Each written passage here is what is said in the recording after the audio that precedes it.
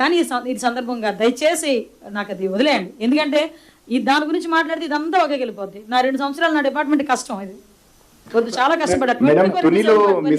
పాప జ్ఞానేశ్వరికి సంబంధించిన అప్డేట్స్ ఏమున్నాయి మేడం? జ్ఞానేశ్వరికి సంబంధించి నిజంగా చాలా దురదృష్టం. నేను ప్రతిరోజు మార్నింగ్ ఈవినింగ్ ఎస్పీ గారితో నేను మాట్లాడుతున్నా. మై గాడ్స్ అంటే ఆ తల్లికి కంపల్సరీగా నా సపోర్ట్ కూడా ఉండాలి. యాజ్ ఎర్లీ యాజ్ పాసిబుల్ నేను కూడా అమ్మాయిని వెళ్ళి కలుస్తాను ఒకసారి. చిన్నపిల్ల ఎక్కడైతే తప్పింది, ఆఖరికి ఆ డాగ్ ఏదైతే అమ్మాయిని అసిస్ట్ చేసి వెళ్ళిందో ఆ డాగ్ చనిపోయిన తర్వాత కూడా పోస్ట్ మార్టం కూడా చేయడం జరిగింది. ఆ రిపోర్ట్ కూడా రావడానికి ఒక one day post mortem report వస్తుంది. ఓవరాల్గా చెప్పాలంటే కొన్ని టీంలు ఎన్డీఆర్ఎఫ్ టీంలు కూడా ఒకవేళ ఇన్ కేసు ఎక్కడైనా అడవుల మధ్యలో ఉండిపోయిందా, లేకపోతే ఎక్కడైనా ఏదైనా అన్ఫార్చునేట్ థింగ్ ఏదైనా జరిగిందా, దాని గురించి కూడా ఆ యాంగిల్లో కూడా పనిచేస్తున్నారు. ఎన్డీఆర్ఎఫ్ టీం అక్కడే ఉంది, టీమ్స్ ఏర్పాటు చేసాం. ఫారెస్ట్ డిపార్ట్మెంట్ వాళ్ళు ఉన్నారు, ఎస్డీఆర్ఎఫ్ టీం వాళ్ళు ఉన్నారు, మా పోలీస్ టీం పనిచేస్తుంది. 24/7 ఆ పాప ప్రాణంతో దొరకాలి అనే ఈరోజు మనం అందరం కూడా కోరుకుంటున్నాం కూడా. మేడం సైబర్ కేసులో చాలా వరకు చాలా కట్టడి చేశారు, కానీ పోలీసులు చిన్న సమస్య వస్తుంది. కేసెస్ వాళ్ళని కట్టేటప్పుడు వాళ్ళ మీద ఆ సెక్షన్స్ ప్రాపర్గా లేకపోవడం, తర్వాత గట్టి సెక్షన్స్ లేకపోవడం వల్ల వాళ్ళు త్వరగా బయటకు వచ్చేస్తున్నారు అనేది డిపార్ట్మెంట్ నుంచి కూడా వస్తుంది. పర్టికులర్గా ఈ సైబర్ క్రైమ్ జరిగే కేసులకు సంబంధించిన అలా దీన్ని ఏమన్నా చూస్తున్నారు? యాక్చువల్గా కొన్ని సందర్భాల్లో మీరు అన్నదంటే చట్టాలని నేను క్వశ్చన్ చేయట్లేదు, చట్టాలని మనము పాయింట్అవుట్ చేయడం కాదు, కానీ కొన్ని సందర్భాల్లో ఈ సైబర్ క్రైమ్కి సంబంధించి కొంచెం కఠినమైన చట్టాలు ఈరోజు మనకు పనిచేస్తున్నాయండి. సైబర్ క్రైమ్కి సంబంధించి మ్యాక్సిమమ్. కాకపోతే ప్రాబ్లం ఎక్కడ వస్తుందంటే రికవరీ దగ్గర కొన్ని మళ్ళీ అకౌంట్స్లోకి అమౌంట్ అంతా ఒకేసారి వెళ్ళిపోవటం అనేది, లేకపోతే టైం మనకి ఇప్పుడు ఏదైతే మనకి హార్ట్ స్ట్రోక్ లాంటి వచ్చినప్పుడు ఒక టైం ఉంటుంది, గోల్డెన్ టైం అంటారు. At the same time cyber క్రైమ్కి కూడా ఒక గోల్డెన్ టైం ఉంటుంది. ఆ టైంలో కనుక ఇమీడియట్గా డిపార్ట్మెంట్కి కానీ మనం 1930 కానీ కాల్ చేస్తే ఆ అకౌంట్ని ఫ్రీజ్ చేయడం అనేది, బ్యాంకర్స్తో మాట్లాడడం అనేది మనం చేసుకోగలుగుతున్నాం. కానీ అది దాటిన తర్వాత చాలామంది ఏంటంటే బయటికి చెప్పుకోలేక అవమాన భారంతో కూడా చాలామంది చెప్పుకోవడం మానేస్తున్నారు. నేను అందుకే అంటున్నా, ఈ వేదిక ద్వారా సైబర్ క్రైమ్కి అవేర్నెస్ రావాలి. అంత సేమ్ టైం మన పిల్లలకి కూడా ఫోన్లు ఇచ్చేటప్పుడు ఏ లింక్ పడితే ఆ లింక్ మీద ప్రెస్ చేయొద్దు, మీకు ఏదైనా మీకు తెలియని మెసేజ్ వచ్చినప్పుడు ఇమీడియట్గా దానికి రెస్పాండ్ అవ్వద్దు. ఇలాంటివి కూడా కంపల్సరీగా మేము చెప్తున్నాం. అవగాహన కార్యక్రమాల్లో స్కూల్ లెవెల్ వరకు కూడా అవగాహన కార్యక్రమాలు చేస్తున్నాం. దయచేసి ఇలాంటివి ఏదైనా ఉంటే కనుక డిపార్ట్మెంట్కి 1930కి ఇమీడియట్గా ఇన్ఫార్మ్ చేయమని చెప్తున్నాం. మీకు జాబ్ క్యాలెండర్ ఇచ్చాం కదా, యాక్చువల్గా జాబ్ క్యాలెండర్లో కూడా దగ్గర 2700 పోస్టులకి నెక్స్ట్ జాబ్ క్యాలెండర్లో పోస్టులు మేము ఫిల్అప్ చేయడానికి కూడా ఉన్నామండి. ఒకటే చెప్పామండి, ప్రతి సంవత్సరం కూడా job calendar ఇస్తామన్నాం.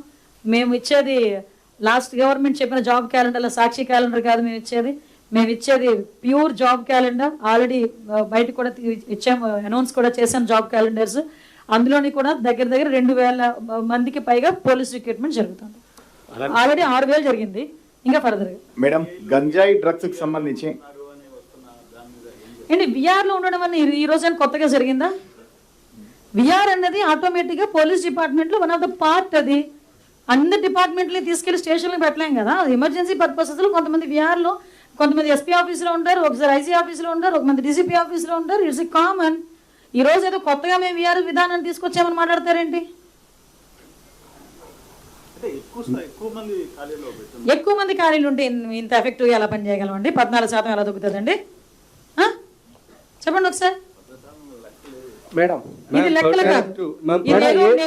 As a home minister, ఒక హోమ్ మినిస్టర్గా సెక్రటేరియట్లో ఇంతమంది పోలీస్ ఆఫీసర్స్ మధ్యలో అధికారికంగా చెప్తున్నా, ఇది నా పార్టీ ఆఫీస్లో పెట్టుకొని మాట్లాడితే లెక్కలు అని మీరు అనండి. కానీ నేను సెక్రటేరియట్లో ఇంతమంది పోలీస్ ఆఫీసర్స్ మధ్యలో అధికారికంగా యాజ్ ఎ హోమ్ మినిస్టర్ నేను చెప్తున్నా విషయాలు ఇవన్నీ కూడా. ఇది మీరు ఎక్కడైనా క్వశ్చన్ చేసుకోవచ్చు, ఎక్కడ క్వశ్చన్ చేసినా ఆన్సర్ చెప్పడానికి మేము సిద్ధంగా ఉన్నాం. మేడం డ్రగ్స్ గంజాయి నిర్మూలన కోసం మేడం ఇక్కడ డ్రగ్స్ గంజాయి నిర్మూలన కోసం ఈగల్ టీంని ఏర్పాటు చేశారు. అలాగే అవేర్నెస్ ప్రోగ్రామ్స్ క్రియేట్ చేశారు. దానివల్ల ఎవరైతే వాడుతున్నారో వాళ్ళు కూడా ఒక అవగాహన తెచ్చే ప్రయత్నం చేస్తున్నారని చెప్పారు. కానీ ప్రజెంట్ సోషల్ మీడియా అనేది చాలా దారుణంగా ఉంది. ఎక్కడ చూసినా కూడా అబ్యూజ్ వర్డ్స్ అనేది యూజ్ చేస్తున్నారు. దానివల్ల క్రైమ్ రేట్ పెరగడానికి కూడా అవకాశం ఉంది. సో దాన్ని కంట్రోల్ చేసేందుకు ఏమైనా టీమ్స్ను ఫార్వర్డ్ చేయడం కానీ, వాళ్ళ వల్ల ఒక అవేర్నెస్ చేయడం కానీ అటువంటి ఏమైనా ప్రోగ్రామ్స్ కండక్ట్ చేస్తారు? యాక్చువల్గా ఈ సోషల్ మీడియాలో పెట్టుతున్న పోస్టులు అండి లీగల్గా మేము చేయాల్సిన పని మేము చేస్తాము. కానీ నా ఒక మహిళగా, తర్వాత హోంమంత్రిగా, ఒక తల్లిగా, ముందు ఒక మహిళగా, ఒక తల్లిగా, తర్వాత హోంమంత్రిగా మాట్లాడుతున్నా. దయచేసి మన బిడ్డలు ఎలాంటి పోస్టులు పెడుతున్నారు అవతల వాళ్ళ మీద, మన పిల్లలు ఏ లైన్లో ఉన్నారు అన్నది కూడా దయచేసి తల్లిదండ్రులు కూడా కొంచెం ఒక ఐ పెట్టి ఉండాలి. వయసుతో సంబంధం లేదు. అది పెద్దవాడు మాట్లాడినా ఆ కన్న తల్లి ఆలోచించాలి, నా కొడుకు మాట్లాడింది తప్పా రైటా. ఒక మామూలుగా ఇప్పుడు చిన్నపిల్లలు సోషల్ మీడియాలో పోస్టులు పెట్టినా నా కొడుకు పెట్టిందే తప్పా రైటా. నేను చాలా సందర్భాల్లో చెప్తాను, ఇది ఎగ్జిబిట్ చేయాలి. ఆ తల్లికి తెలియాలి వాడు ఏం పోస్ట్ పెట్టాడు ఒక ఆడబిడ్డ మీద. ఒక ఆడపిల్లని కించపరుస్తూ ఎలాంటి పోస్టులు పెడుతున్నారు.